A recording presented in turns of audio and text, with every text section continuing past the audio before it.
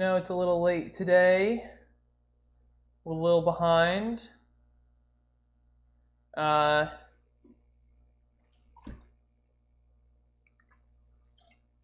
little bit behind today. That's on me, but that's all right. Because today's a fun day. There's been an exciting week. All sorts of crazy things happening.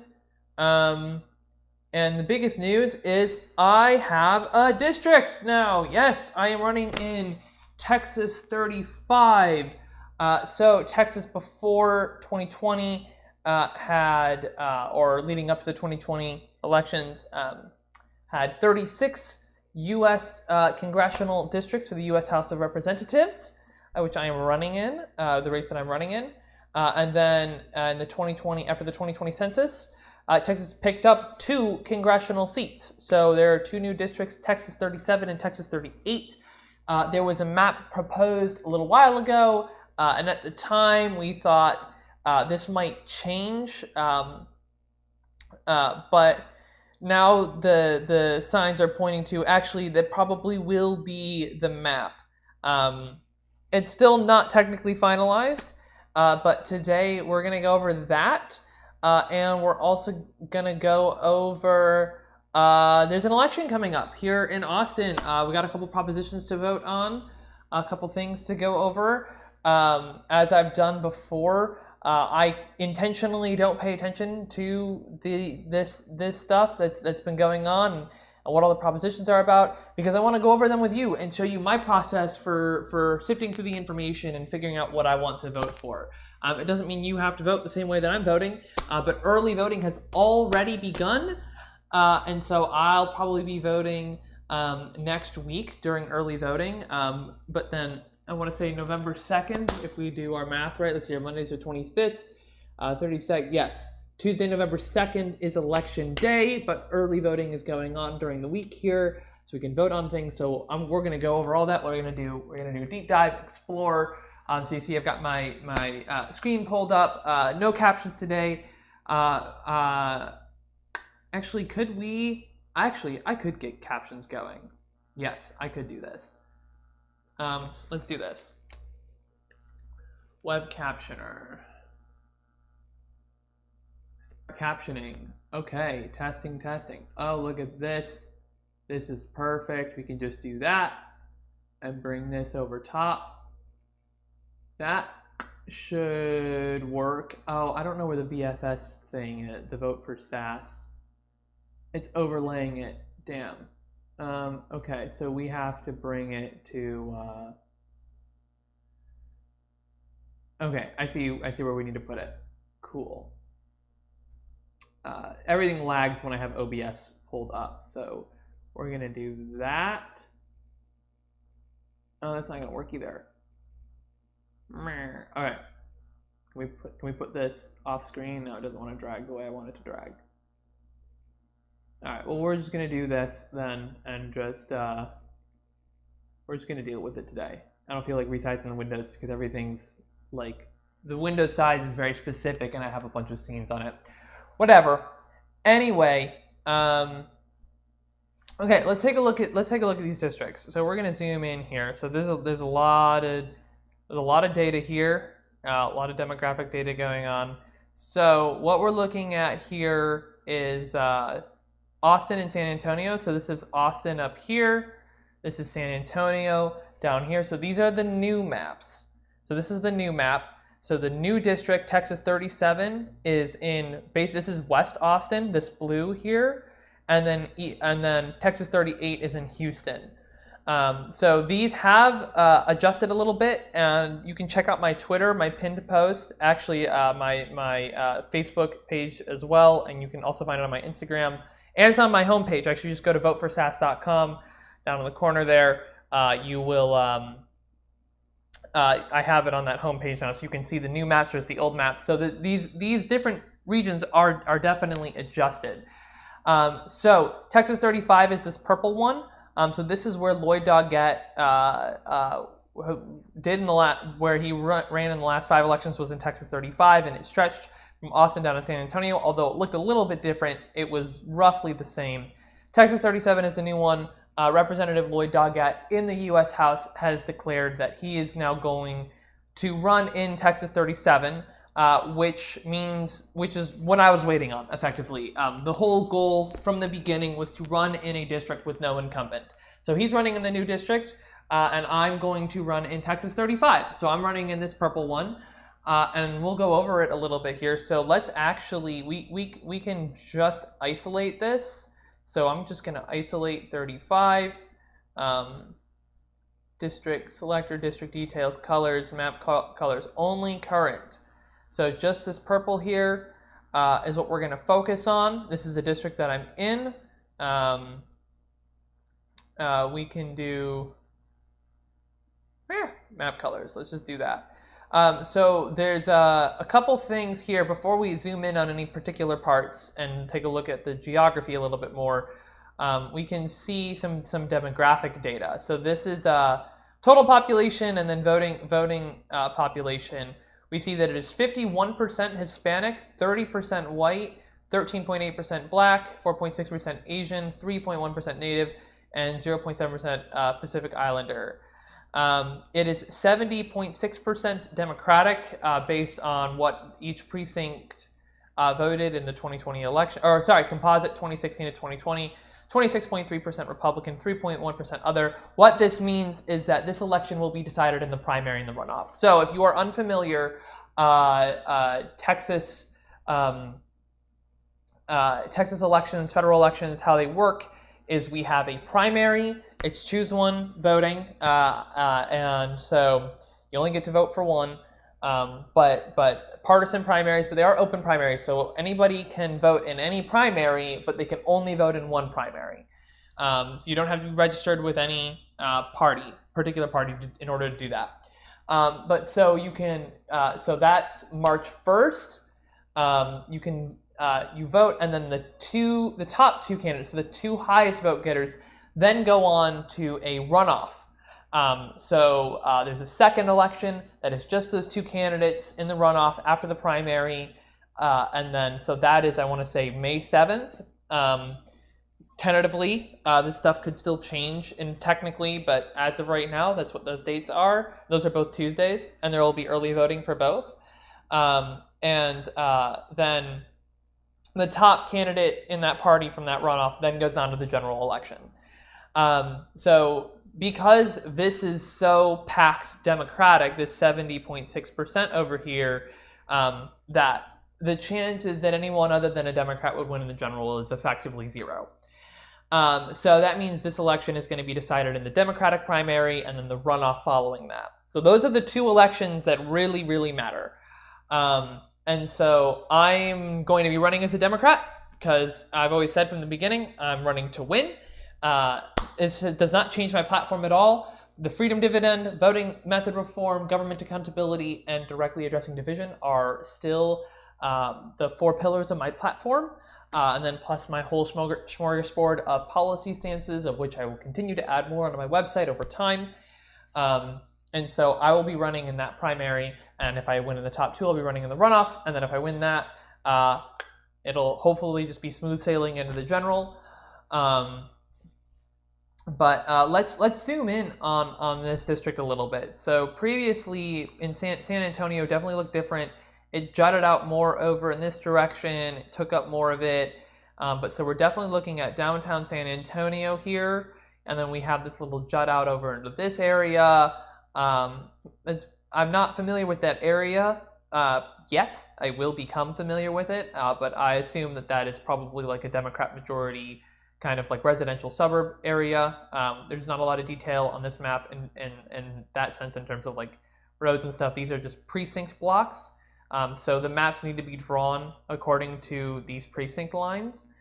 But then we see it just kind of becomes a little strip and comes up here, and then it follows along I-35, which actually we can see this curved line here. I believe that is I-35. And so it kind of hugs both sides. It mostly stays on the east side. Yeah, it looks like it breaks off of I-35 at that point, but this is still along I-35 for the most part, kind of onto the east side. This is San Marcos area. Oh, I'm sorry. Oh my God, we're already all the way up in Austin. It wasn't as zoomed in as I thought. Okay, so no, San Marcos is going to be around here, I want to say. But then, yeah, this is a residential area, and then now we're coming up into Austin here. Or San Marcos is, apparently I don't know my Texas map. No, this is San Marcos over here. But we're zooming in here, so now we're into East Austin. So this is mostly still split along I-35, but then Texas 37 actually juts out into this area. But this now Texas 35 goes more north than it used to. So it used to cut off a lot more south. Now it comes more north. And let's see if I can get some more overlays in here. County lines, city lines. Here, let's do county lines. And let's do some labels. Oh, background map. Ah, there we go. That's what we were looking for. Okay. So, all right, we can see this now. So this is the blue line is the border of Travis County, coming on up, and then we've got the Colorado River right here, and then this is going to be, I want to say I-35. Yeah, this is I-35 right along this border, but then it splits off over here, and then Texas 37 dips into here. And so this is relevant because the thing is, I can run in any district in the state, and so I want to show you all. I don't know if you guys know this.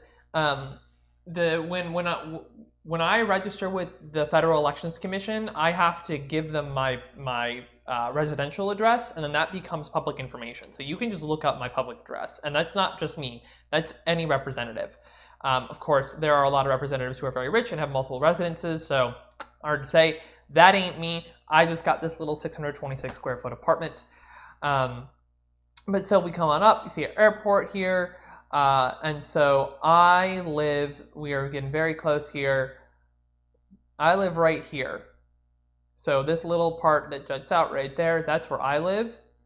And so you can see I'm about a half mile-ish away, like within walking distance of the district. It's right there. So I technically don't live in the district. I technically live in Texas 37, which is where Lloyd Doggett is running.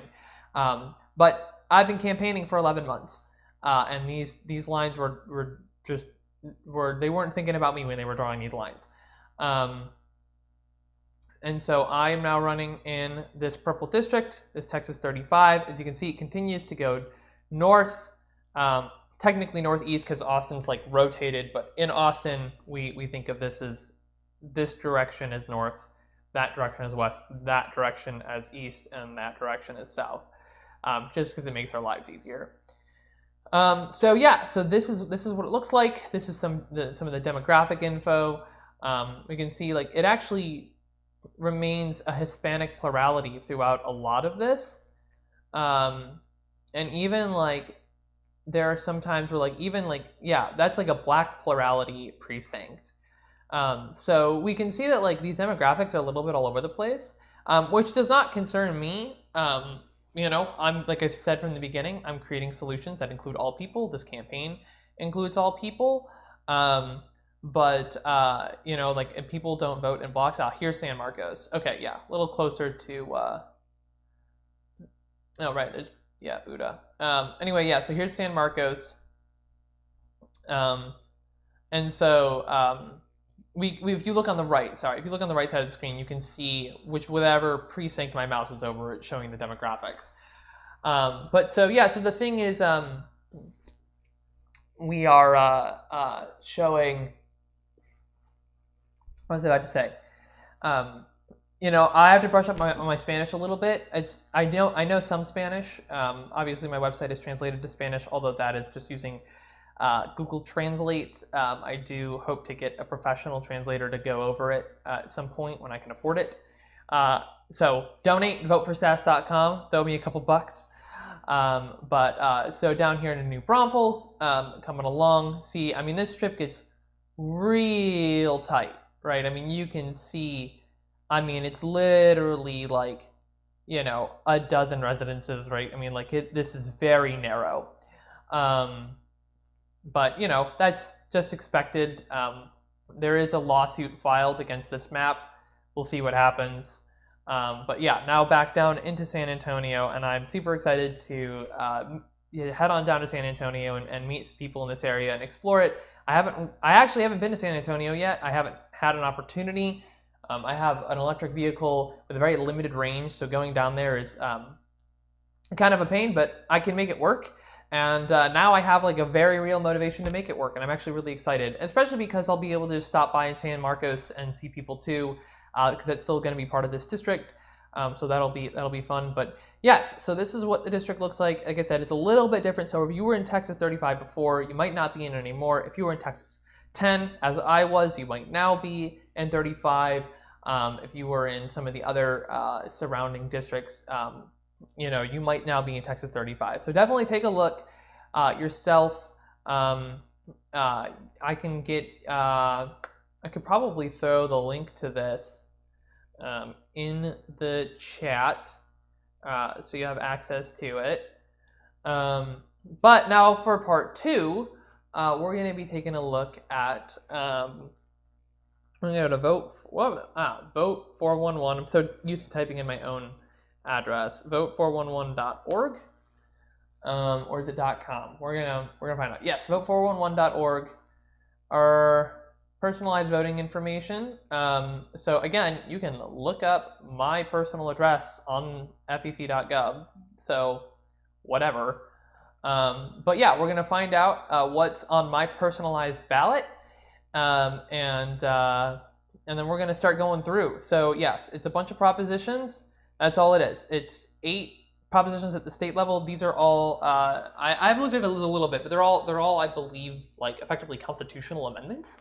And then there's 2 that are local to Austin. So we're going to take a look through these. We're going to take a look into the information, and I'm gonna decide right now what I want to do. So the constitutional amendment authorizing the professional sports team charitable foundations of organizations sanctioned by the Professional Rodeo Cowboys Association or the Women's Professional Rodeo Association to conduct charitable raffles at rodeo venues. So should they be able to conduct charitable raffles at rodeo venues? I'd probably say yes, but I want to see. I want to see some more. Let's look up a little bit more information on it and just see if maybe there's something I'm missing. Here, let's just explore it. There are many other professional sports charitable foundations are allowed to hold raffles. The proposed amendment broadens the field to include the rodeo foundations. Raffles are a form of gambling which has negatively affected some Texas families. This form of gambling could eventually be extended beyond professional sports to many other organizations. I don't find those very compelling. We did raffles at like my siblings like sports games and stuff. I used to go around raffling off the tickets and stuff, like a 50-50. Like, yes, it's a form of gambling, but it's not. This is not like real gambling, because I don't want to say it's not real gambling. It is gambling, but it's not like you do this. This is like a charitable thing. Like, this is you don't go to a raffle to if you have a gambling addiction.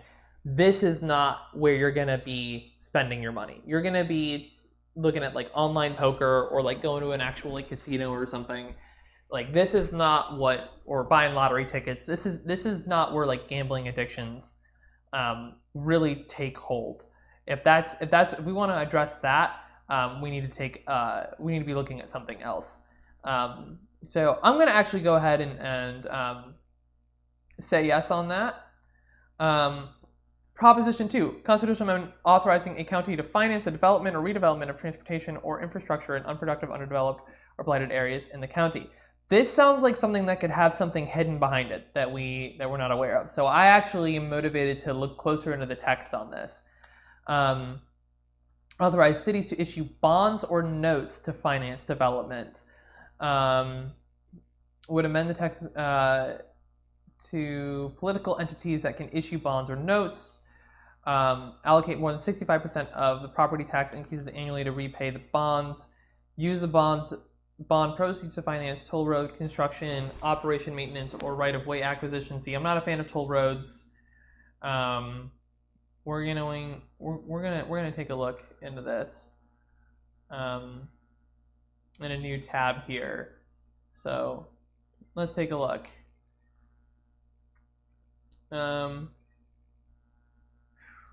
Making a lot of noise today. I feel like I'm shouting into the mic. Okay. We zoom in here. All right.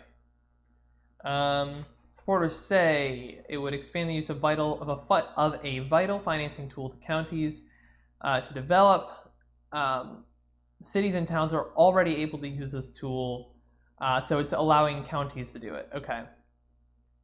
This innovative method of financing, I don't know how innovative bonds are. Bonds have been around for a long time.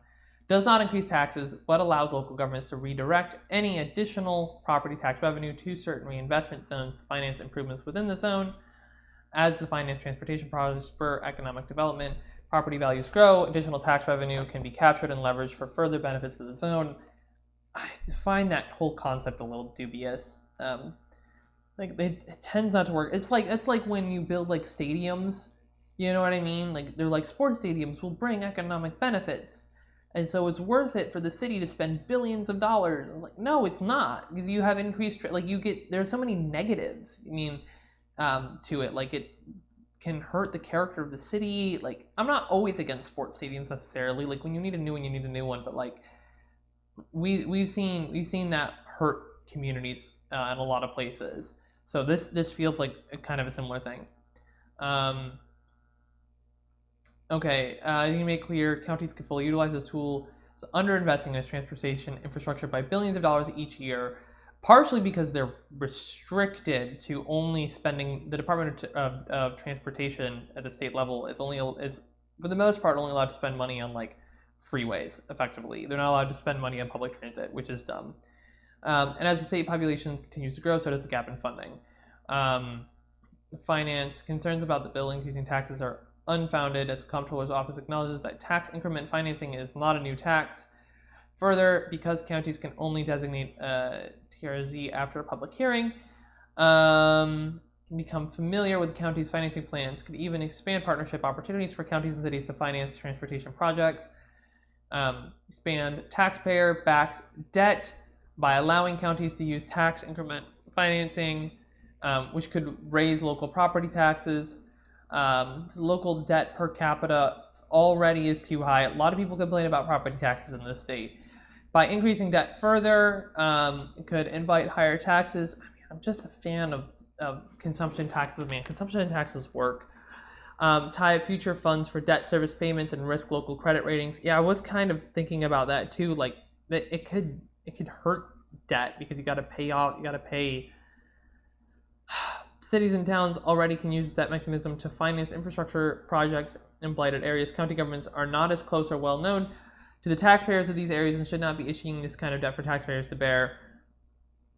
This sentence I think is a bit dubious.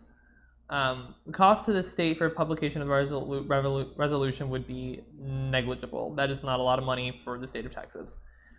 Let's do some Googling, because I'm still unsure about this. Yeah, this is gonna be a long stream. Okay. Texas Proposition B.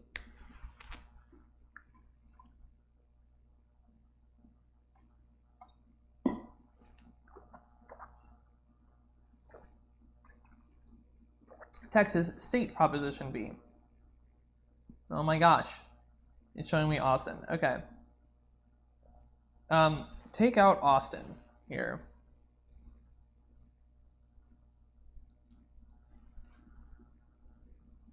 Take out San Antonio. Come on. Oh my god. What is it? Do we have State of Texas Proposition 2? Oh, that's why.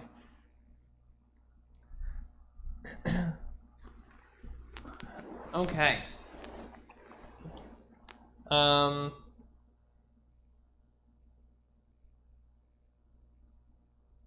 Republican Party of Texas opposes it. That's interesting. I want to see what they say about it.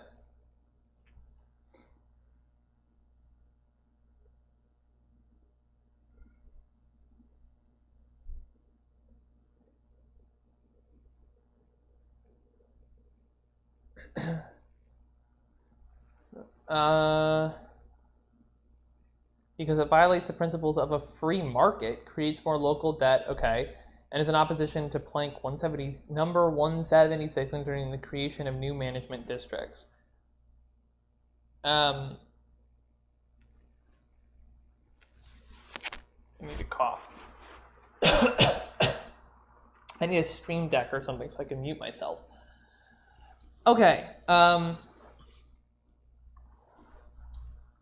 Yeah, I mean, the creates more local debt. The violates the principles of a free market. That one I don't agree with. But let's see here.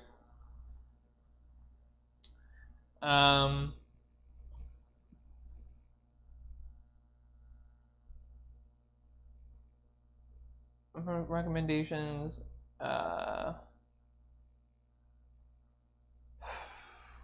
Only endure priority tax is progressive. And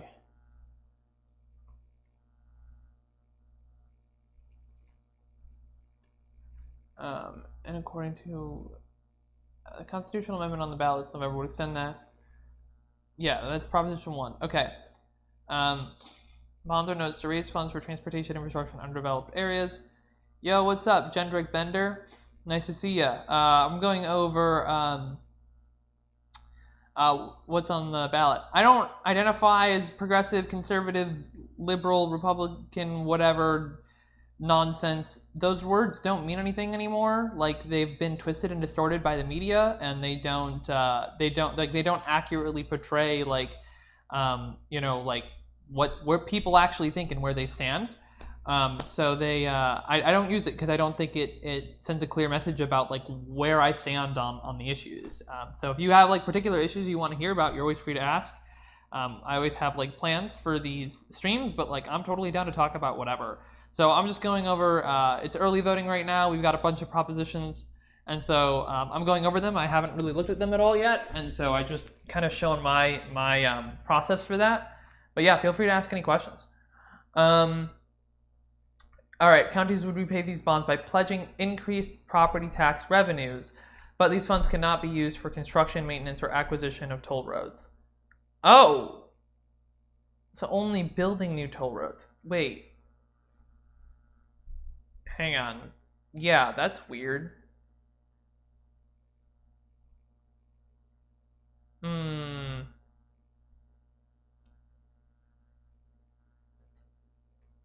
Tax financing for county infrastructure.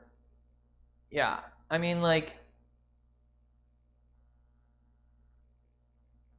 here, let's take a look at another one. So I'm looking over Proposition 2, which allows counties to do what cities and towns can already do, which is like issue bonds and notes for infrastructure improvements. But I think the devil's in the details here. All right. Development or redevelopment of infrastructure, transportation in blighted areas, places that show signs of neglect. The law currently allows cities and towns to issue bonds. If the amendment is passed, counties would also gain authorization to do such. The amendment would also include that counties which issue bonds for the purpose of transportation improvements cannot pledge more than 65% increase in ad valorem tax revenues to repay bonds. So let's just get a definition on ad valorem. These terms are always used in weird ways. So, in proportion to the estimated value of the goods or transactions concerned. So, increase in tax revenue. So, cannot pledge more than 65% increase in tax revenues to repay bonds.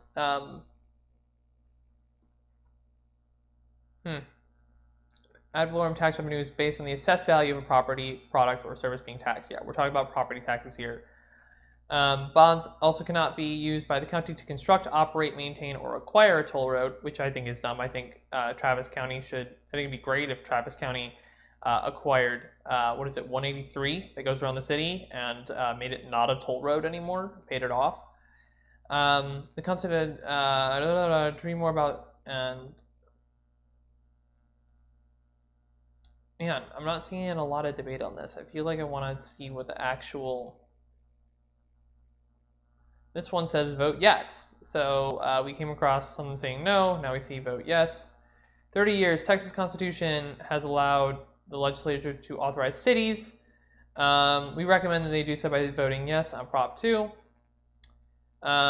Need all the tools. I hate this. You will never see that kind of crap on my website where I put up my own frickin' pop-up. With basic needs of residents, places such as Harris County, living in unincorporated areas. Oh, that's a good point. People living in unincorporated areas don't have that same financial tool. The question is this a good financial tool? That's still what it comes down to. Issuing bonds means taking out large loans secured by promises to use a portion of future property tax revenues to repay them, usually at low interest rates, and over decades. Doing so means residents' daily lives are improved right away rather than years later. Right, it's taking out loans that need to be repaid back. By 2050, the population of the Houston area is expected to double. That's probably right. Blah, blah, blah, blah, blah. That's not how this, from mass transit to smarter highways, from highway to blah, blah, blah. Well, that new revenue would repay the bonds and ease pressure to raise taxes. Yeah, so this could lead to an increase in taxes. Like, that's what it sounds like. Like, it's opening up that opportunity. Whether or not it will, it probably will, but it's not definitively given. We do need more money in infrastructure, but the question is like about what kind of infrastructure is actually being built. And the point about unincorporated places, I think, is actually really important here. 35% available for other services, from parks to homelessness, aid to environmental protection. Infrastructure funded by the new bonds to put in unproductive, underdeveloped, or blighted areas. That's actually a good point. I don't know how well defined that is, but at least it opens up the possibility for legal cases, lawsuits, to make sure that it actually is. Finally, the bonds cannot be used in any way to build toll roads. Oh, interesting. Okay. Oh, they can't acquire toll roads. They can't build toll roads either. With those protections in place, voting for Prop 2 should be a clear call. We urge to give Texas counties another tool already long used by cities to keep investing in their infrastructure. There may be no county in Texas that has better need for that. Obviously, I'm not in Harris County. I'm in Travis County. I'm in Austin, not Houston. But yeah, those additional protections are really important. I'm glad I came across that. That's actually a couple really important points. Okay, so I'm going to go ahead and say yes on State Proposition 2. See State Proposition 3. Amendment to prohibit this state or a political subdivision of this state from prohibiting or limiting religious services or religious organizations. I think this is definitely probably going to be a fine text thing. Okay. Proposed amendment is a reaction to restrictions put in place by the governor and some local governments during the pandemic. The restrictions required religious services to be held remotely or limited the number of people who could attend in person. The governor's restrictions were only in place for 12 days. He then declared that religious services are essential services and issued guidelines that said houses of worship should conduct as many activities as possible remotely and should follow federal guidelines when providing services in person. Right. I have read about this a little bit. So yeah, this is like, churches are like really important community centers for a lot of people, and for a lot of communities. However, this one I'm really up in the air about, because this is true. Churches provide important support at a time of crisis, and closing churches reduces access to their services. I don't buy this religious freedom thing. I don't think that that's a valid. You are free to practice religion at home. That's fine. Should not be able to keep anyone from attending religious services. That's not like these 2 points I think are BS. But this I think is like a valid point in favor of this. Could prevent local governments from enforcing safety measures during natural disasters. No faith group should have an unqualified right to spread a communicable disease. Yeah, but like again, they actually like provide Some churches provide real services. But like this is my whole point with like the way that churches operate. It's like, then register as a nonprofit. Like that's how I feel. I feel they should have to register as a nonprofit. You know, an actual charitable organization. That's how I feel about it. Like if you want to, you know, no faith, existing law and Texas Constitution adequately protect religious organizations. So like, I'm probably gonna say no on this. But like I can see why people would vote yes, because churches do provide real support. However, if churches want to, you know, like it really comes down to the municipal level. The communicable disease thing is important. And it needs to be handled. Localities need to be able to handle this, right? So like even if, you know, this political subdivision, like I think localities should be able to make some decisions, because, you know, if you have a locality where churches are much less important, where churches are much less important, they should be able to make those different decisions. So I'm gonna vote no on this. I can see why people would vote yes, but I'm gonna vote no on it. Proposition 4, the constitutional amendment changing the eligibility requirements for a justice of the Supreme Court, a judge of the Criminal Court of Appeals, a justice of the Court of Appeals, and a district judge. What exactly does it change? Currently, the candidate for these courts must have been a practicing lawyer for at least 10 years, or practicing lawyer or judge of a court of record for a combined total of at least 10 years. Proposed amendment would add the requirement that the candidate be licensed in the state of Texas for at least 10 years and defines the court of record as a state court or county court established by the legislature. Also, during the 10-year period, the candidate's license to practice must not have been revoked or suspended. This is a tough one. This is really outside of my wheelhouse. The candidate must be a U.S. citizen to practice law, be a practicing lawyer for at least 4 years, or practicing lawyer or judge. Proposed amendment would add the requirement that district be a Texas resident, and would change the 4-year requirement to 8 years. Also, during the specified 8-year period, the candidate's license to practice law must not have been revoked or suspended. That seems reasonable to me. I want to see what the argument's against here. The requirement of additional years of experience in turn could adversely impact the diversity of judicial candidates and judges. Would it, though?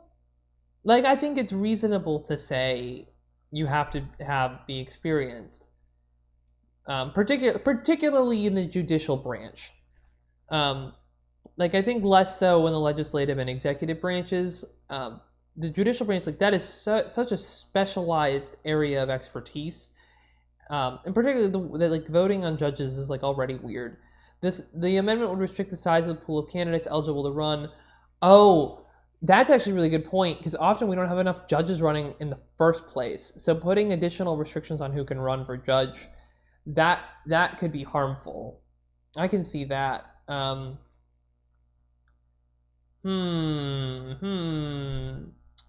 want to hear some more. Let's see what else we can find. Texas State Proposition 4. Oh, God, I'm hurting my voice. I still got a lot more to go through. All right, I'm going to quiet down a little bit. Okay.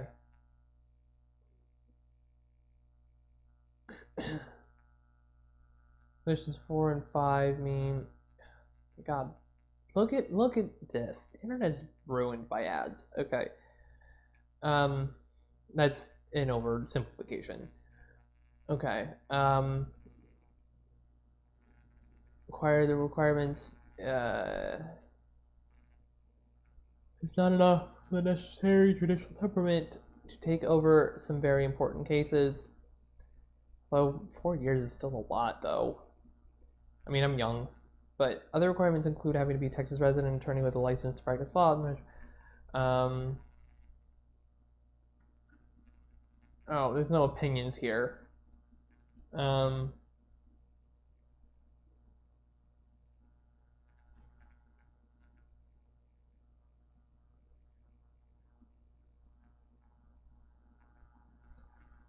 Okay, let's see here.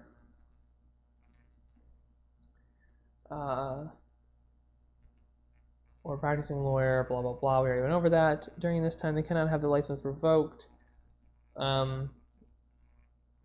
This constitutional amendment. Come on. I was hoping you were going to give me more than that.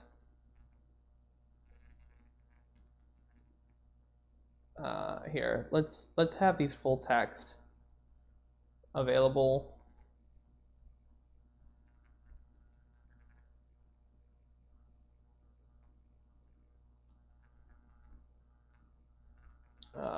Number one, we already went over this. Two, I do want to make sure that there's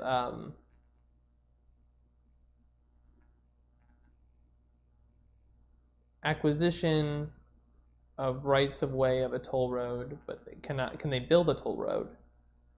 That was a thing. I just want to make sure that's actually true. City or town, and to pledge for repayment of those bonds.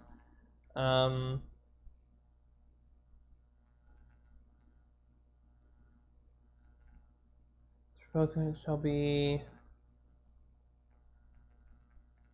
development of transportation. I don't see anything in here saying they can't build a toll road.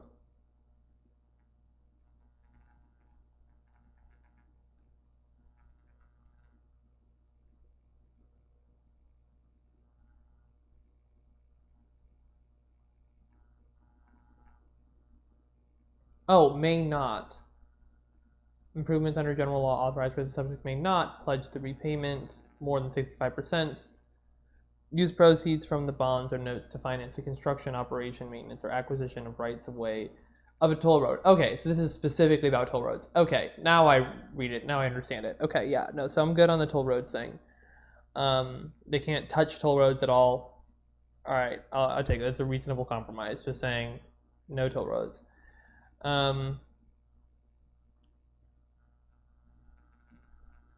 Get out of my face. Religious services, Proposition 1, 2, 3, 4. That did, okay, for lower court judges, level of experience required to be raised from 4 to 8 years. Yeah. I'll apply to folks who are appointed to judgeships. It does increase the barrier to entry. A rather non-controversial resolution in the regular session pretty much sailed through its House and Senate committees. It had bipartisan backing, which these days is exceedingly rare. It's worth noting this would not apply to justices of the peace who handle smaller offenses like traffic tickets as well as evictions and small claims court cases. Interesting. I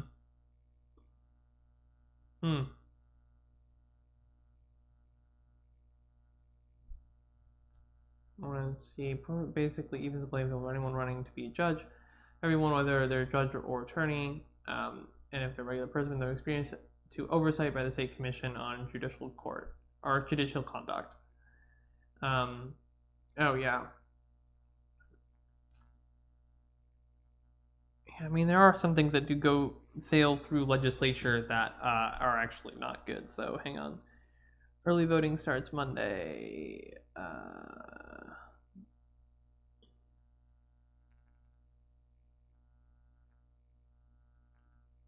It doesn't. The Texas Tribune breakdown.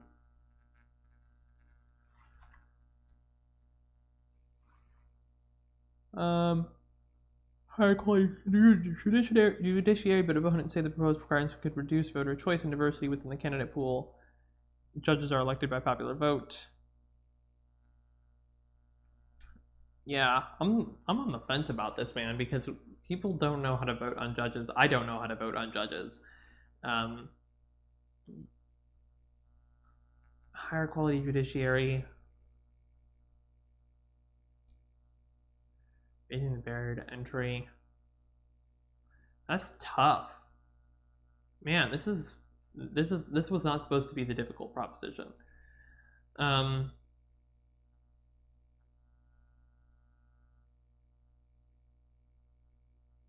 don't know that I buy the diversity thing. What levels are these judges at? Supreme Court, Court of Criminal Appeals, and the Regional Court of Appeals. Oh, we're talking about appellate courts. Yeah, those are pretty high courts. And a state district judge. Yeah. At that level, I think it's reasonable to have those requirements. Okay. Additional powers of the State Commission on Judicial Conduct with respect to candidates for judicial office. This one, yeah, I think I was kind of seeing it earlier. Now accepts complaints against and investigates and takes actions concerning alleged misconduct by judges currently in office. This proposed amendment would extend the Commission's power to judicial candidates. Yeah, I think opponents say this amendment is unnecessary. Those who have complaints of misconduct go against judicial candidates can file them with other authorities such as the state bar, attorney general, or appropriate district attorney for investigative action. Adding complaints against judicial candidates in the Commission on Judicial Conduct could overburden the Commission and its staff with new cases. I think this is. I don't think those are very compelling arguments against it. I don't think this is going to end up overwhelming the the Commission on Judicial Conduct. I think it's more just like giving them more freedom to enforce things. So I'm for more accountability. Establishing a right for residents of certain facilities to designate an essential caregiver for in-person visitation. Oh yeah, I was kind of. I think I saw this one. I was kind of for it. Yeah, family and other caregivers were restricted from access to nursing homes and other group facilities. Oh, group facilities are different. I mean, it's tough, man. Like, not being able to see your family when you're in a group facility is hard, really hard. The proposed constitutional amendment would allow a resident to name a person to be their essential caregiver, and visits from their essential caregiver would become a resident's constitutional right. The legislature may provide guidelines for caregiver visitation policies and procedures. Interesting. For Texans in group care visitation by loved one can help combat loneliness, anxiety, and depression, which is really important. Loneliness. I've been learning about loneliness lately. It's a big deal. Residents with no remaining connections there is comfort in having outside visitors in the facility. This amendment takes away the ability of public health and certain government officials to restrict access by outsiders to group care facilities in order to protect the residents and the staff. Even if health and safety protocols are in place, visitation by outsiders could expose other residents and the staff to disease. Yeah, I mean, this is definitely like we're trying to weigh things here. The legislature may provide guidelines for caregiver visitation policies and procedures. Like, I think that is good enough, right? To say, like, hey, you got to be vaccinated or you got to have tested for COVID. Like, I think that would have been reasonable. Like, I think you can make it work. I think this is workable. You can, residents of certain facilities to designate an essential caregiver for in-person visitation. I mean, and let's look at what the actual text says. So we're on Prop 6. Let's scroll down. A resident has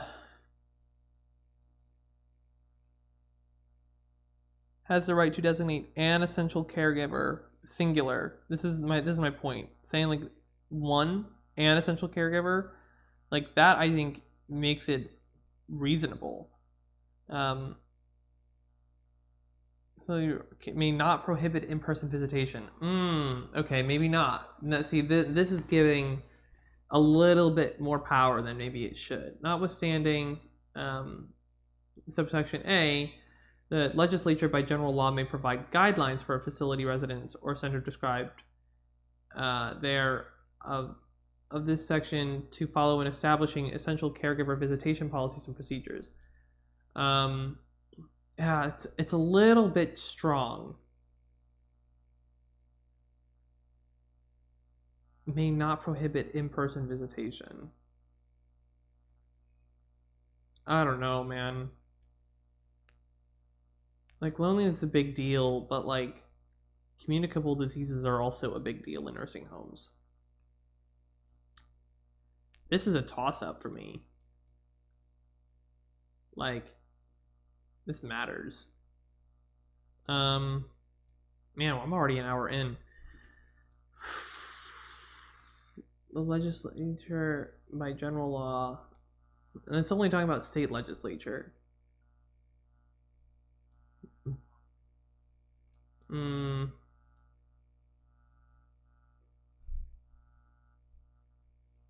An essential caregiver for in-person visitation. Is my color? I think my color is. Yep. Oh hey, somebody else joined. Corvo Blanco Nero. Welcome to the stream. There's an election happening, lots of proposed amendments and proposals, and I'm just going over them. So right now I'm looking at Prop 6, which allows, I'm down here in Texas, it gives people in care facilities, where am I politically? I mean, I'll tell you this much. I'm running for office, and oh, come on. And my platform is universal basic income, with the freedom dividend, voting method reform, government accountability, and directly addressing division. So I'm not on like hashtag gang. Yes, I literally stole his freedom dividend. I've given it a little bit of tweaking, but yeah, absolutely, for sure. So yeah, that's what's going on right now. But yeah, so I'm just looking over, some propositions. Early voting has started, and I'd just like to show my process of like deciding on this stuff. So I'm looking at this thing that says that people who live in a care facility can designate an singular essential caregiver with whom the facility cannot or may not prohibit in-person visitation, but the state legislature may provide guidelines in accordance. And so this is a bit of a toss-up because like loneliness is like a big deal. The the VAT tax, well, so the value-added tax as a primary funding mechanism for an unconditional basic income, I think makes sense for the United States, and it's a politically viable approach as something that I can propose in Congress at the beginning of negotiations. But not a tax for the sake of a tax, but a tax for the sake of securing people's right to life. Yeah, you guys, have about 20%. That's where I would start negotiations, and then probably get negotiated down. So we look at our European brethren. They run on average a VAT of around 20%. I know that feels high, but remember, you're bringing in an extra $2,000 per month, and we can graduate it. We'll exempt staple goods like groceries, diapers, and secondhand clothing completely. We'll crank it up on luxury goods. Things that are $100,000, $1 million can be cranked up. Your country is 24%. Yeah.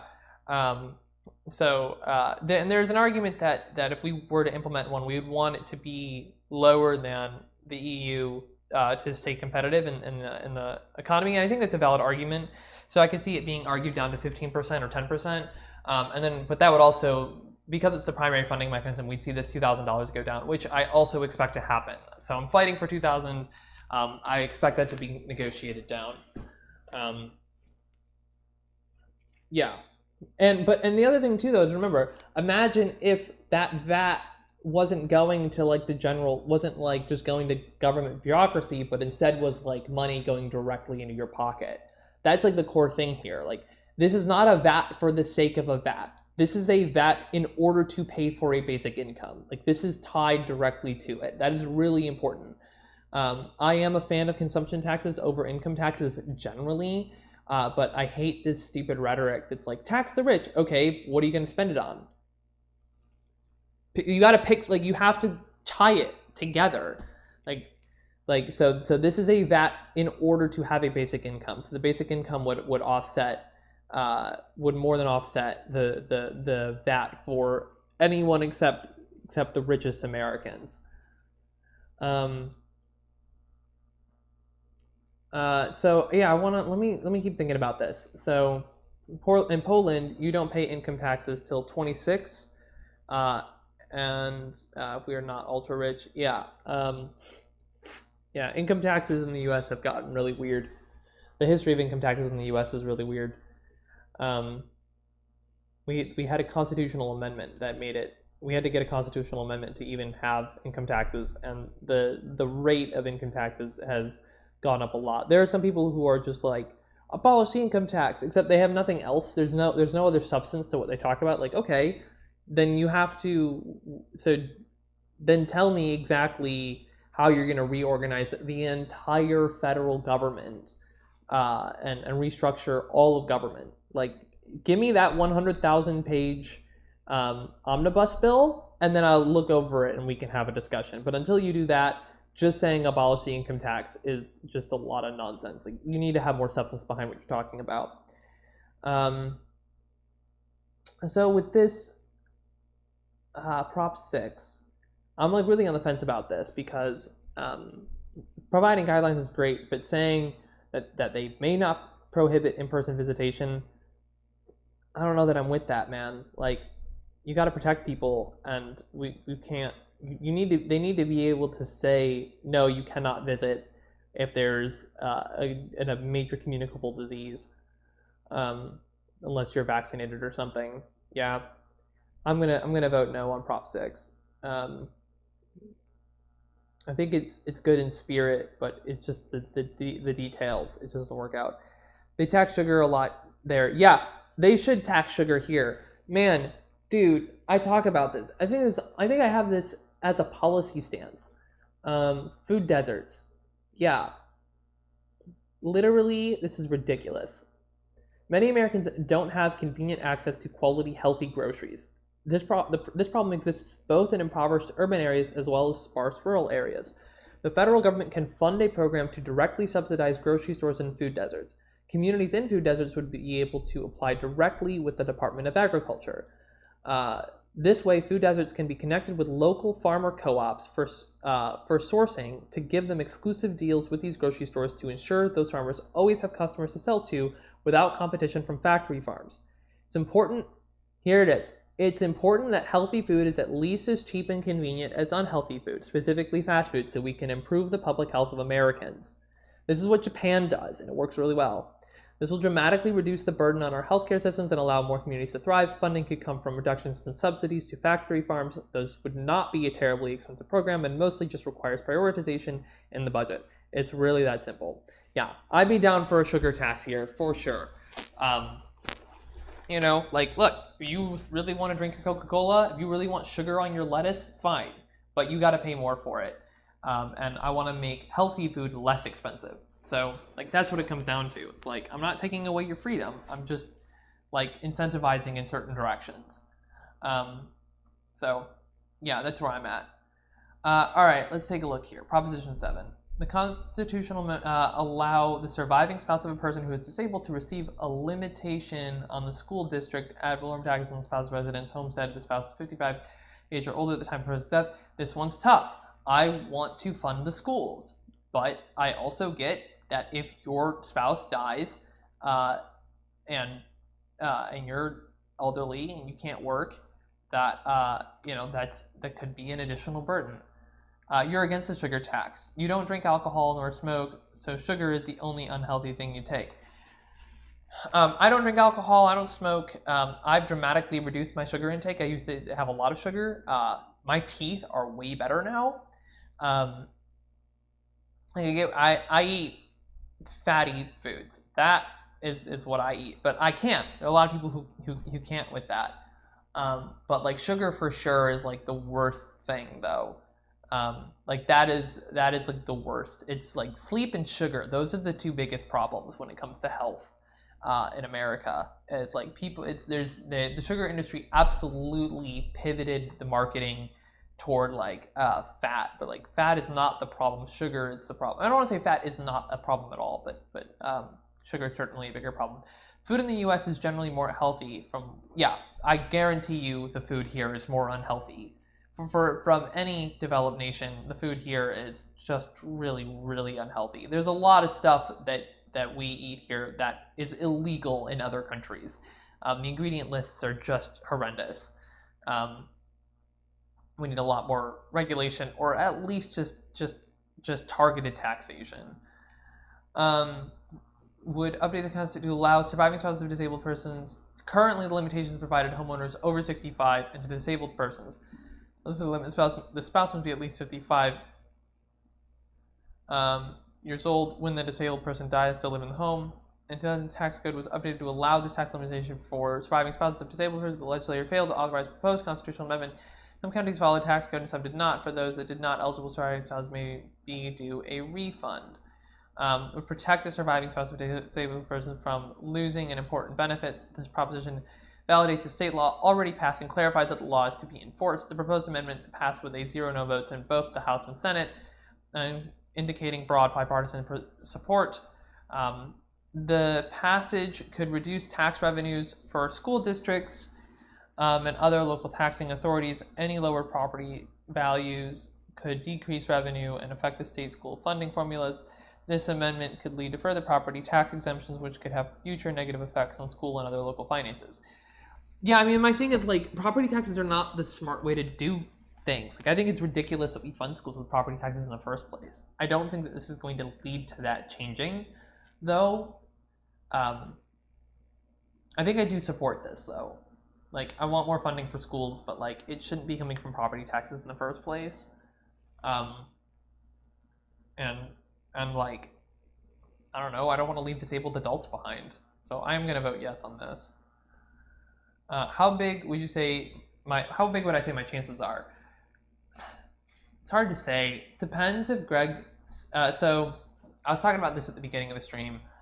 So this is my district. I just got it. So this is Austin, this is San Antonio. So this is about an 1.5-hour drive between these two places. You got San Marcos and New Braunfels in between. So pretty gerrymandered district. So this district has no incumbent, and that's huge.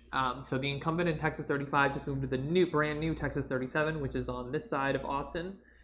And so currently, among the 3 real contenders in this race, which is mostly going to be decided in the primary and the runoff, the Democratic primary runoff, as you can see, it's a 70.6% Democratic.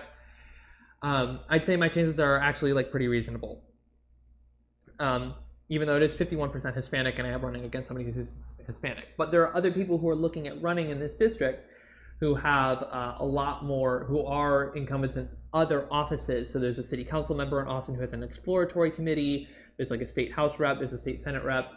And so if they run, I think that would dramatically reduce my chances. So with what we currently have, the current 3 candidates, none of us have name recognition. I say I have like a reasonable chance of winning. If one of those other candidates wins, or decides to enter the race, I think that dramatically reduces my chances. I think I have a reasonable chance of making it to the runoff. So it's choose one voting primary, and then the top 2 from there go to a runoff, and then there's a top 2 runoff. So I think the runoff I would struggle with a lot more. March 1st and May 7th, as of now, tentatively. They could be pushed back. So yeah, just got this. So I've already been campaigning for over 11 months without a district, but now I have a district and a party. So yeah, it's we'll see what happens, man. But just gotta do just do the best we can with what we've got. All right, Texas State Prop 8, authorizing the legislature to provide for an exemption from property taxes of all or part of the market value of the resident's homestead of the surviving spouse, or as part of property taxes of a member of the armed services who is killed or fatally injured in the line of duty. Interesting. Currently, a surviving spouse of a member of the military who is killed in action is entitled to an exemption from property taxes. This exemption is for the property tax on the market value of the spouse's residence homestead, and the spouse has not remarried. This amendment would expand eligibility for the same exemption for property taxes for spouses or members of the military who are killed in the line of duty rather than in action. Oh, this means that if their death was due to injuries that are not combat-related, such as training, so it was still a result of their duties in the military. Yeah, I'd be in favor of that. All right, you say, I want to become a diplomat, but I still have 5 years of law school ahead of me. Do you need to go to law school to become a diplomat? I don't know. Maybe in Poland you do. And I don't know, is law school free for you? It's not free here. Or inexpensive, at least. It's not inexpensive at all here. This amendment would correct an oversight in current law. The additional surviving spouses would have suffered, death in combat should not be the determining factor. This amendment would reduce tax revenues. Many more military killed in the line. No, that's not. We have to include everybody. I agree that it's a language problem. Any lower property values could decrease revenue. Altered state school funding amendment would expend tax rate. No. I'm definitely for this. This is just fixing the language to like include more people. Law, economics, and political science degree, and I need to know 3 languages. Dude, I need to finish learning Spanish. 51% of my district is Hispanic, so I definitely need to learn Spanish. Okay, local propositions. Now we're talking about Austin specifically. So we have Prop A and Prop B. I've been getting text messages about this stuff now. Okay. Oh, you live in Italy, not Poland. Oh, I thought you said you lived in Poland. In Poland, we don't pay income taxes till 26 years old, and if we are not ultra rich. But you say you live in Italy. Oh, your parents are Polish. Hey, I'm a quarter Polish. But yeah, my father's Polish. He's not from Poland, but we are Polish descendants. You live in Italy. I have a friend who lives in Italy. I talk to her quite often. Actually, I got to get back to her. She messaged me earlier today. Yeah, we talk almost every day. Pierogi. Yeah, I do not know how to make pierogies, but pierogies are delicious. Shall a petitioned ordinance be approved to enhance public safety and police oversight, transparency, and accountability by adding a new chapter 2 to 16 to establish minimum standards for the police department to ensure effective public safety and protect residents and visitors, to also prescribing minimal requirements for achieving the same at an estimated cost of a lot of money, of like $100 million a year. Oh, Save Austin Now. Oh, dude, I hate that. That organization sucks. More than 25,000 signatures, which is not a lot in this city. The city council held the option to adopt the proposal, put the proposal before voters. They opted to call an election for voters to decide on the proposal. Prop A, if passed, would set minimum standards for the police department, including the employment of 2 officers for every 1,000 residents. Requirement 35% of officers' time be spent on community engagement. That I like. 3 full cadet classes until staffing levels rise back to the numbers. Nope. An additional 40 hours of mandatory continuing education for all officers. 40 hours is not a lot. Here, I'm going to pause and read your comment. University is not free here, but you pay way less than the US. Spend around €400 per year with books. Yeah, that's way better than the US. We pay like $400 a year for just books. And it's like, you know, for law school, it's like tens of thousands per year. It's ridiculous.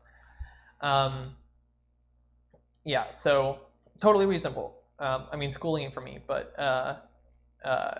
you know, I found I was able to learn much better in other ways. A program to enhance recruiting and retention of officers by providing additional compensation. Requirement that the mayor, public safety, attend a citizen police academy and participate in the city's ride-along program. Yeah, there's not enough good stuff in this. I'm against this Prop A. Let's look at Prop B. All right, this last one. Shall the city council be authorized to convey or lease approximately...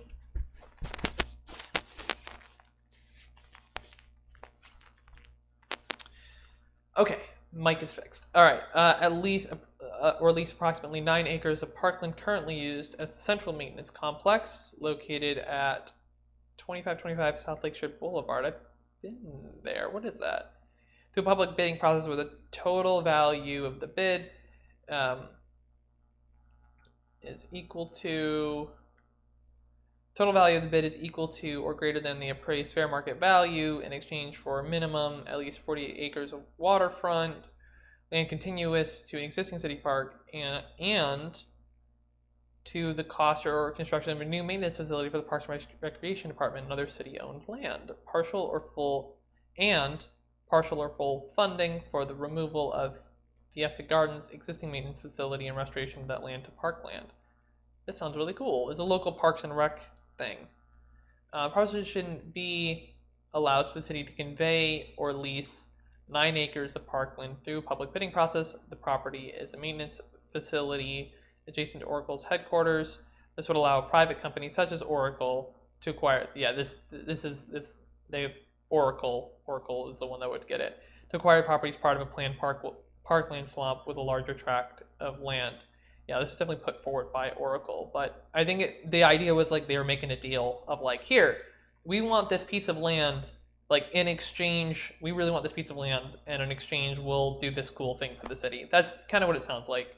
All right, yeah, you usually earn way more in the US, but school healthcare costs way more. Yeah, exactly. Like you know, I got a kidney stone, and my father paid for most of it, but we had good insurance through his employer, and it was still thousands of dollars out of pocket. It's just obnoxious. Yeah, interesting place. Oh, is this by the Roy G. Guerrero Park? Oh, no, I don't think it is. Yeah, this is Lakeshore and Pleasant Valley. Let me zoom out. Let me get my bearings. Load, damn it. A mixed system is the best. I've heard that before. It needs to be universal in some capacity. I do think it'd be better to have to allow the private industry to exist. For a couple reasons, I've talked about that before, but the thing is, like, in the US, we're just so far behind. We just need to move fast and break things. Like, I will vote for almost any universal healthcare plan at this point. And, like, I know, like, things that I would favor, and I think things that would work better, but, like, it's gonna be flawed. Like, we're not gonna get it right. It's gonna take time and tweaking. Oh yeah, Roy G. Guerrero Park is over here. Let me look at the satellite imagery of this.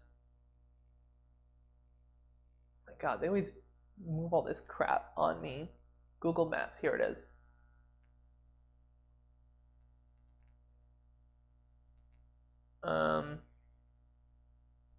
Okay, yeah, this is a facility, and so Oracle would buy this, and then,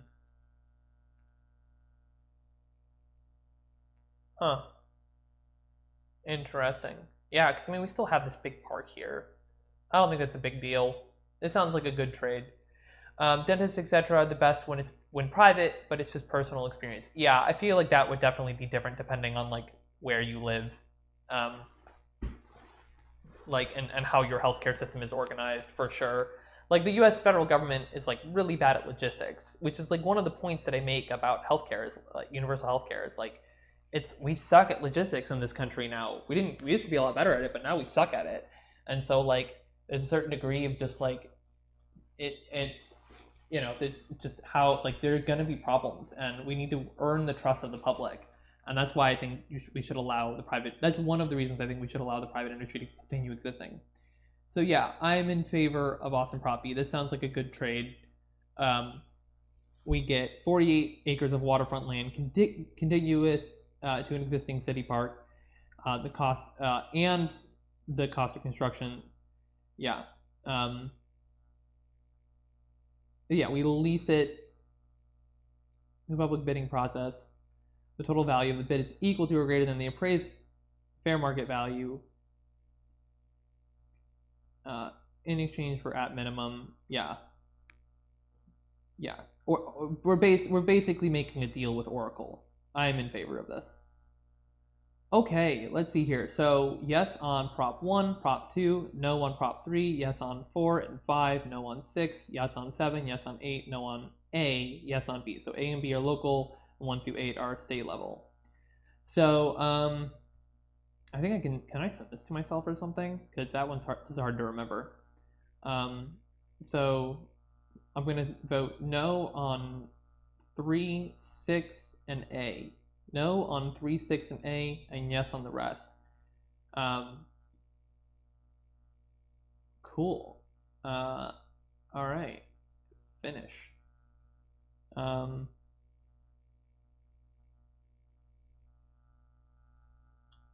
Anybody can email me at this, by the way. Or both, so we can send you your ballot summary. Send it to me. Coolio. Oh, they are open over the weekend. Cool. So, all right, they already closed for tonight. But I can go tomorrow. And there we go. Do I like nuclear energy? Yes. So I don't have a specific thing on nuclear energy, but I do talk about a little bit in my environmental recovery here. So thorium's not quite ready yet, but I do want to invest in it. But we do have these small modular nuclear reactors, and there's a company, NuScale, that has them ready to go. You can throw them. The supply chain and manufacturing is completely domestic. And you can basically fill them on a truck, drive them anywhere in the country, dig a hole in the ground, plop them in, fill it with water, turn it on, and leave it alone. And I'm super into that. We need that in addition to solar, in addition to wind, in addition to hydro and residential geothermal and all the other things. But yeah, Germany is shutting them down, which created an energy problem and forced them to buy it from France. It's ridiculous, which I know, it's so insane. With Germany shutting down nuclear plants, it's blowing my friggin' mind. Angela Merkel is otherwise doing a really great job from what I can tell, but shutting down the nuclear plants is just so dumb. And like Germany otherwise does really well with renewable, but like we need nuclear. We can't. You shut down nuclear, it's like we have a limited amount of non-emitting energy generation, and we need as much of it as we can to replace the emitting energy generation. It's not Merkel, it's influence from the Greens. I thought she authorized it. Okay. I guess maybe I don't know as much about, I mean, like, I haven't looked that deep into it. Here, let's do it right now. Why not? Yeah, it was like a political thing. I know, but like, she's what, like a chemist or something? Isn't she a scientist? Like, I feel like she should know better to she has a platform, like, tell people, hey, by the way, you're all uninformed on this. Like, you know what I mean? Angela Merkel, nuclear energy. All right, let's take a look here.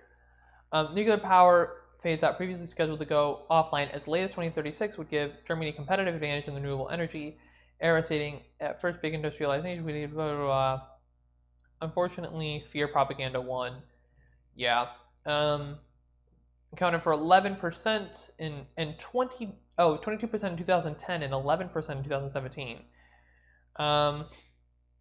Nuclear power has been a topical political issue, blah, blah, blah.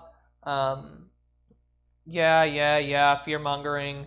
Protests continued, and on 29 May 2011, Merkel's government announced that it would close all of its nuclear power plants by 2022. Oh my god, that is so accelerated. My goodness. Oh yeah, okay, so she decided that back then. Wait, how long has Merkel been the chancellor?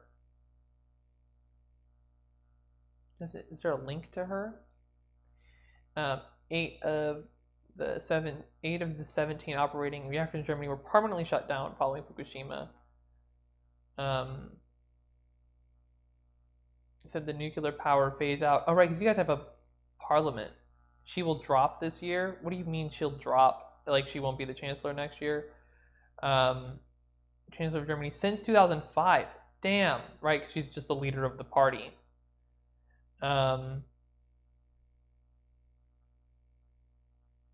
Member of the CDU. Is it because her party's going to lose power, or she's losing power, or she's just retiring, or their term limits?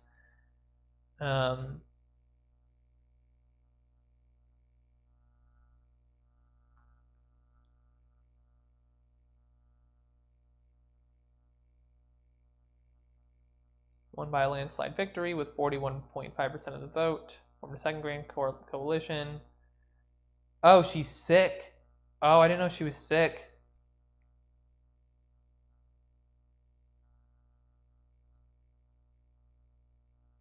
Are you gonna rickroll me? Oh, come on. Don't open Safari. Oh my god, it's opening Safari. I use Safari regularly, but I didn't want to use it for this. You probably just lost my face and everything. Okay, hang on. Oh, I don't have the audio set up correctly. Oh, shaking for a third time. All right, let's fix everything on screen. All right, copy. All right, we'll close this. We'll quit Safari. Yeah, it's short. It's less than a minute.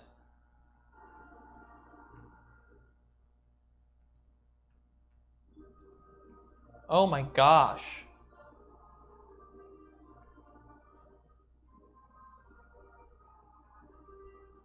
Lost the elections without her. Okay. Yeah, rules Mir of power, geht man. es gut. Ich habe neulich schon einmal gesagt, dass ich in einer Verarbeitungsphase der letzten militärischen Ehren mit dem Präsidenten Zelensky bin. Die ist offensichtlich noch nicht ganz abgeschlossen, aber es gibt Fortschritte und ich muss damit jetzt eine Weile leben. Aber mir geht es sehr gut und man muss sich keine Sorgen machen.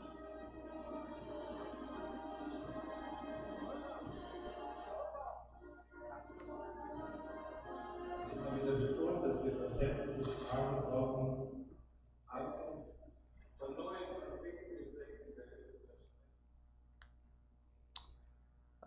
Yeah, it'll be. So you said it'll be social Dems, Greens, and Liberals. Who was she? Let's see here. Consisting of the CDU. I don't know what these. Christian Democratic Union of Germany.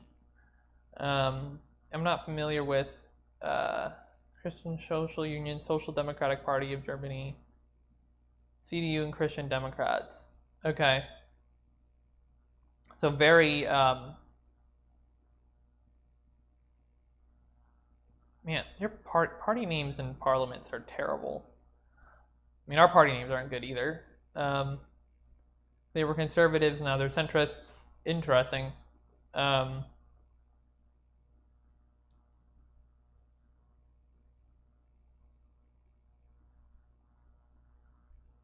Yeah.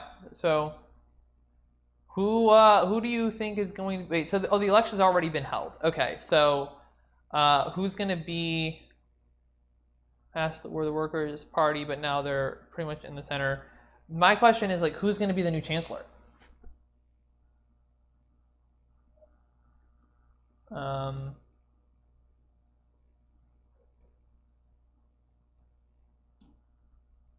Re-elected in 2009, 13, and 18. First woman. 2021, she chose not to run again, marking the first time since the founding of the Federal Republic of Germany that an incumbent chancellor has not sought re-election. Scholz. Scholz probably. Okay, we don't know for sure yet. Okay, because they need to hold an election themselves. And are they just elected within Parliament, or do the people directly elect them? And then there's just like, I know they make a coalition, but so is it just the Parliament itself decides who the chancellor is going to be?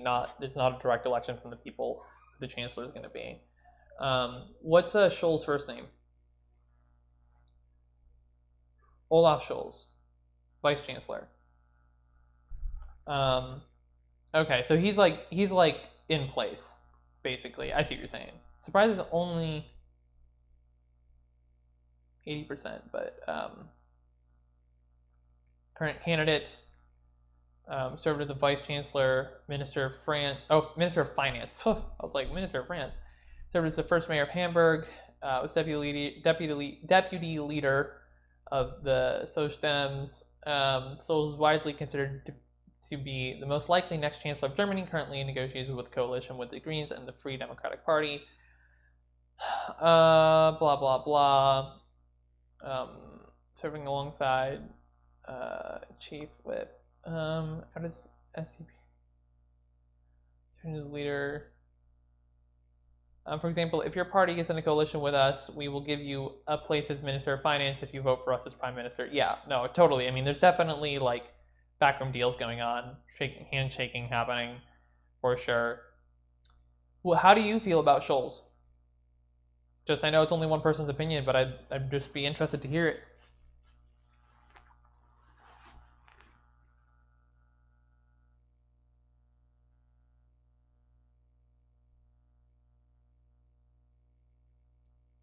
Worse than Merkel? Okay. I mean, Merkel overall did a pretty good job, though, right? I mean, generally, people seemed to like Merkel until she was sick. Agreed on a worldwide minimum tax proposed by Scholz of at least 15% for multinational companies. Were in favor was that Scholz was able to convince Biden, unlike Trump, of the minimum taxation. The Federal Central Tax Office purchased information about potential tax evaders in Dubai. Its data from millions of German taxpayers contains information on assets hidden from tax authorities in Dubai. Data should serve to uncover cross-border tax offenses on a significant scale. He switches his opinions every time. In the past, he switches his opinions every time. In the past, he was socialist, then he got in government and started to eliminate socialist policies. Oh, right, because in Germany, you guys probably use this word socialism to mean what it actually means. Actually, I don't know for sure. Maybe you don't. Maybe you do. Maybe you don't. Here, it doesn't mean anything anymore. Everybody uses it in different ways. Everything's socialist. Everything. It's all socialist. Any kind of change is socialist. It's ridiculous. You want to lower taxes? It's socialist. You want to raise taxes? It's socialist. I don't know. It's everything. It's just that word is just thrown around. Like it's thrown around like a curse word here.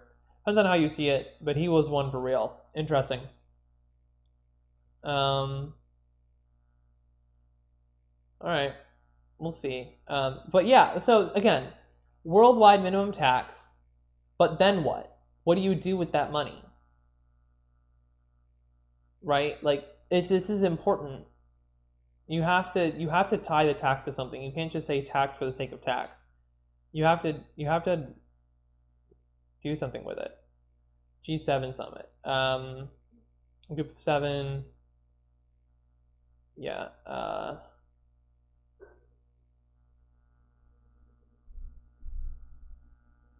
Just looking. The G7 consists of US, UK, Canada, France, Germany, Italy, Japan, and the entirety of the European Union. Oh, right, because it's right. The EU has its own government, but that's an eighth. So, and then yeah, there's the G20. They invited some friends along. No China yet.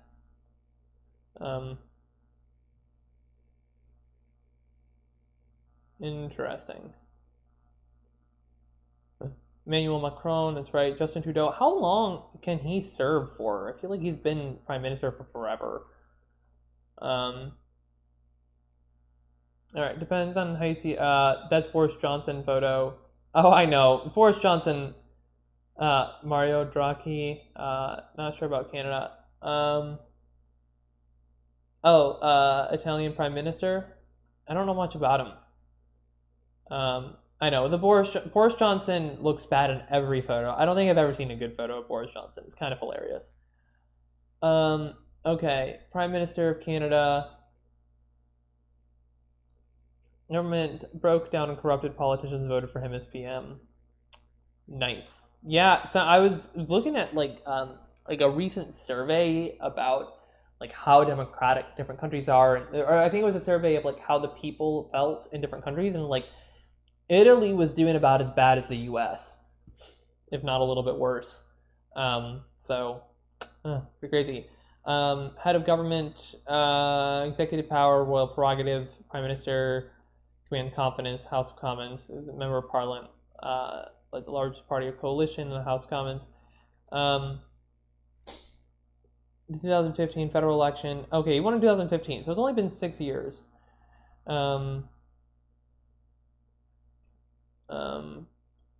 Oh, right, because they also have a parliament.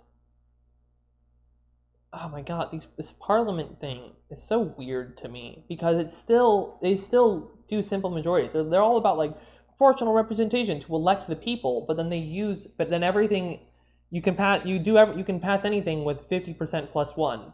And it's like, okay, that's going to create two factionalism. You need to require supermajorities to do things. You need to build consensus. It's ridiculous. Nobody understands democratic mechanics, man. It's ridiculous. It's absolutely absurd.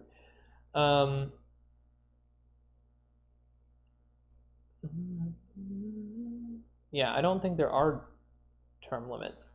Term of office. The lifespan of Parliament is constitutionally limited to 5 years. 2007 amendment limited term of majority government to 4 years.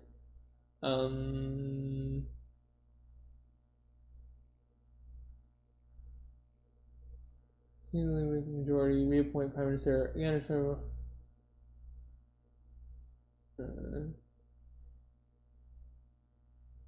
Yeah, I don't think there are term limits. Like, imagine if you voted for your president and got someone completely different. Well, I mean, that's what the Electoral College is. Government, yeah, I mean, like, yeah, or the democratic mechanics. There's no country in the world that is using quality democratic mechanics, and I talk about that stuff all the time. All right, let's look term limit. Limit. Constitutionally limited. The federal government is limited to areas prescribed by the Constitution. So Trudeau could serve as prime minister for 40 years. Looks like, if his party manages to continue to keep power. Yeah, someone who wasn't even in the elections. Yeah, I mean, there. Like I said, it's the parliament. The parliament was certainly a step up from what the U.S. did, but like it's still not good. I've been thinking about like an executive council. Like I don't know about like I haven't sat down and proved it out to myself, but like the idea that you have a small body of people who have collectively have executive authority, I think that might be interesting. There's a proposed constitutional amendment for that in the U.S. Cool, we can close some of these tabs. When you bring it up, the 90% of his supporters will tell you that that's how Italian law works. Like, if I care if something doesn't work, it should be changed. Yeah, exactly. It doesn't matter. It doesn't matter like what. This is like the whole thing. This is a whole thing with like in the U.S. of like yes, it's what the Constitution says, but the Constitution is wrong. Right? The Constitution was written in the 1780s. It's it's not perfect. It doesn't all work today. Voting science did not exist in the 1780s. The founding fathers did not know what they were doing when it came to the Electoral College. So like just because the Constitution says it doesn't mean that it's right. So cool, yeah. So I went over what my district is and what I'll be voting on. I said no on Prop A and I think Prop 3 and 6. Whatever, I'll check my email. But yeah, I think that's going to be it. I think I'm going to call it. That's going to be the end of this stream. Peace out. Give me a follow. I do this every week, 6 p.m. Central Time. So that's UTC, or that's Greenwich Mean Time. Currently, I think it's -5. Although it's about to change. I think it's about to be -6 because we probably got a time change coming up this weekend. We do daylight saving time, which is stupid. But yeah, what US calls Central Time.